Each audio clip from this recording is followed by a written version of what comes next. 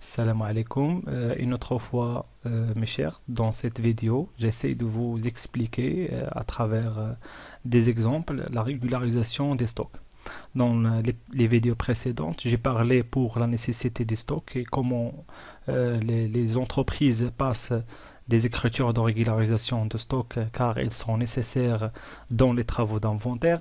J'essaie de vous parler maintenant sur les exemples de régularisation de stock et comment on traite ces régularisations dans notre journal de l'entreprise. Le deuxième exemple que je veux expliquer ici, c'est premièrement, on doit faire comment calculer le montant des achats consommés. C'est ça l'objectif du deuxième exemple. Donc, cet exemple, cas d'une entreprise industrielle, de la comptabilité de l'entreprise Alami et Frères, spécialisée dans la fabrication des chaises, des tables et bureaux, au titre des données suivantes au 31/12/2019. Donc, on a deux éléments, achat de matières premières, achat de matières et fournitures, et les réductions obtenues.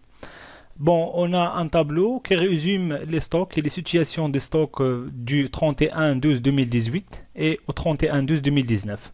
Donc pour le premier, donc au 31/12/2018, c'est un stock initial de l'année 2019. Donc c'est un stock initial de l'année 2019 à noter. Au 31/12/2019, c'est un stock final. Donc c'est un stock final. Travail à faire, donc calculer la variation des stocks des matières premières et les matières et fournitures s'il s'agit d'un stockage ou un déstockage. Donc pour répondre à cette question, donc il est facile. Premièrement, pour calculer la variation des stocks, il faut faire la distinction entre le stock final et le stock initial.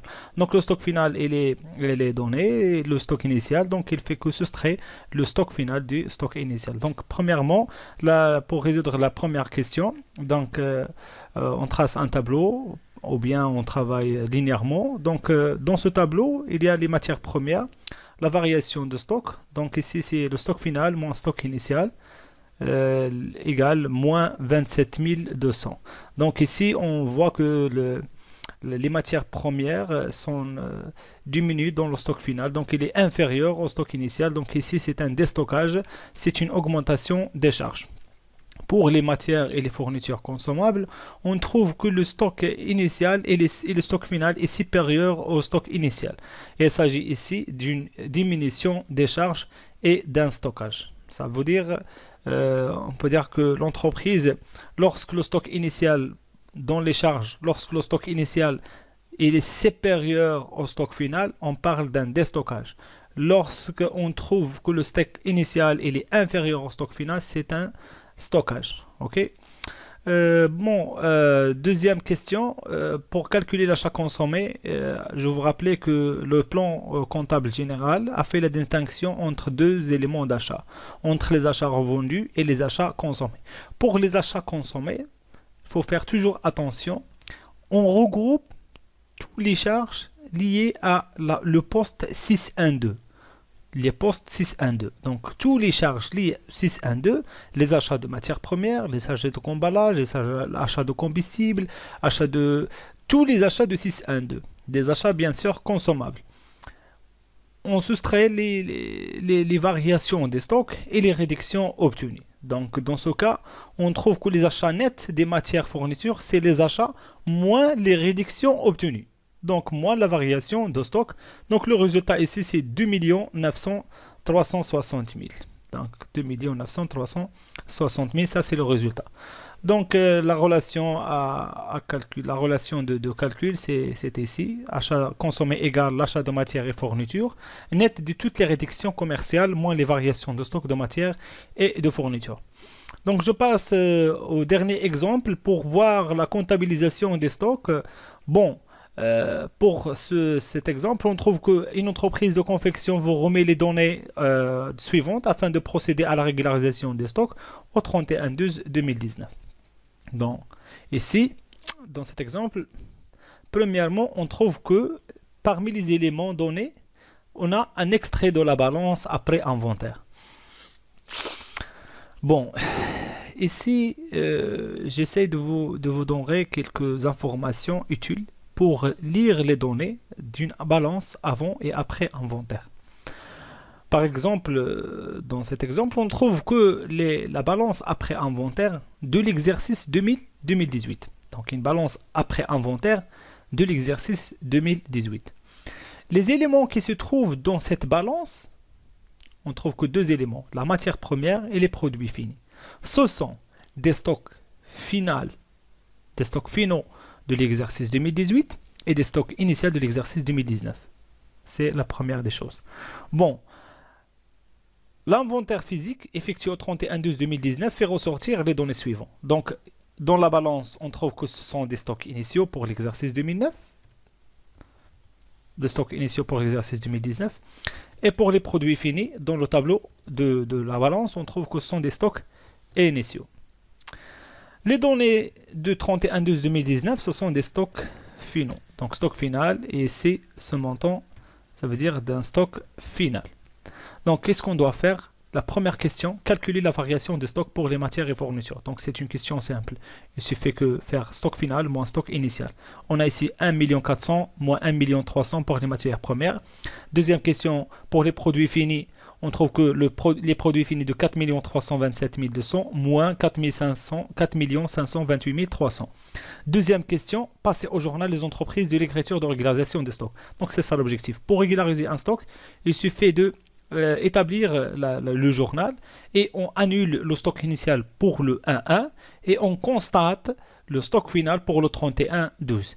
Troisième question, établir le compte schématique. Donc il est simple, il suffit qu'on prendre les éléments de chaque journal. Donc les éléments en débit, on le remplace dans les comptes schématiques dans le débit. Et les éléments qui se trouvent au crédit des comptes, on le remplace dans les crédits des comptes. Donc la réponse ici, pour les variations de stock, on a dit qu'il suffit de calculer les stocks finaux moins stock initial. Donc ici, on trouve la réponse. C'est plus 40 000 parce que les stocks finaux, le stock final de matières premières est supérieur au stock initial. Donc c'est un déstockage. Pour les produits finis, on trouve que les stocks finaux, le produit fini 4 300 000 moins 4 500 000. Et c'est une diminution des produits parce que c'est un résultat négatif de moins 201 100. Donc l'annulation de stock initial. Comment on annule le stock initial dans le journal? Normalement, ça c'est une opération qui est faite par le comptable dans le 1.1 2019. Parce que l'annulation ne se fait pas à la fin de l'exercice. C'est une annulation qui doit être faite dans le premier de l'exercice. Bon, la variation, comment il se fait? Toujours, on trouve qu'il y a une variation, un stock au niveau de l'actif circulant. Toujours, il y a un stock de l'actif circulant. Ça veut dire que la matière première et les produits finis sont déjà débités dans le bilan. Pour annuler ce montant, il suffit de créditer le compte de matière première et le compte de produits finis. Donc, avec les montants qu'on a dans la balance après inventaire de l'exercice 2018. Deuxième chose, on doit constater le stock final. Donc la constatation des stocks finaux, ça veut dire qu'on fait une contrepassation pour qu'on trouve que les matières premières, le stock initial il est annulé. Donc maintenant c'est le moment de la constatation du stock final. Donc il suffit qu'on débite le compte des matières premières avec le montant de l'inventaire intermittent qu'on a déjà dans l'exercice. Donc là, pour les matières premières, c'est 1 425 000 et pour les produits finis, c'est 4 327 200. Pour les comptes schématiques, c'est simplement, on retrace les comptes schématiques et après, on prend les éléments de chaque compte dans le journal. Donc, finalement, on trouve ces résultats. Donc pour les matières premières, ça c'est un stock initial, 1 300 000. L'annulation de stock initial et ça c'est le stock final. Donc le résultat c'est le stock final. Donc on trouve que le solde et les débiteurs bien sûr. Pour les produits finis c'est la même chose et on trouve qu'un solde débiteur. Donc solde débiteur ça veut dire que le résultat c'est le stock initial, c'est le stock final de l'exercice 2019 et le stock initial de l'exercice de 2020. Donc les comptes de CPC, on trouve qu'il y a le compte de variation des stocks. Pour le compte de variation de stock, il est toujours débité par le stock initial et crédité par le stock final. Toujours. La variation de stock, on trouve dans le débit des comptes schématiques le stock initial. Au crédit, on trouve que le stock final. La différence, soit un solde débiteur, soit un solde créditeur. Lorsqu'on parle d'un solde débiteur, ça veut dire le solde il est négatif.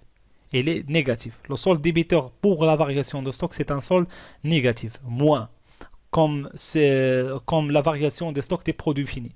Donc ça, c'est un solde négatif. 201 100. La dernière question, c'est l'extrait de la balance avant et après inventaire. Pour l'avant inventaire, on trouve que la variation de stock, on doit faire ici deux montants. C'est les montants de stock initial. C'est l'annulation. Donc ici, à prendre cette information, toujours la balance avant inventaire contient la variation de stock avec leur montant du stock initial. C'est le stock initial qui se trouve dans la variation de stock. Pour la balance après inventaire, on trouve les soldes. Pour la balance après inventaire, on trouve les soldes. Donc ici, ce sont des soldes. Les soldes qu'on a trouvés dans les comptes schématiques relatifs aux variations des stocks.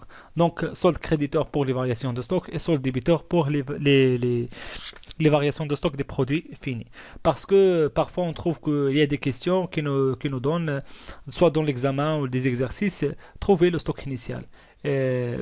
Parmi les informations, on trouve qu'on a la variation avant, la balance avant inventaire, on a le stock, le solde de la balance après inventaire, et on cherche le montant du stock final. D'accord? Donc, à travers ces deux exemples, c'est suffisant pour comprendre la passation des variations, la passation de la régularisation des stocks, le calcul des achats consommés et les achats revendus, bien sûr, dans la vidéo précédente. Ok? Je vous laisse et, Inch'Allah, تكونوا فهمتوا شوية في هذا l'exemple. À la prochaine, Inch'Allah.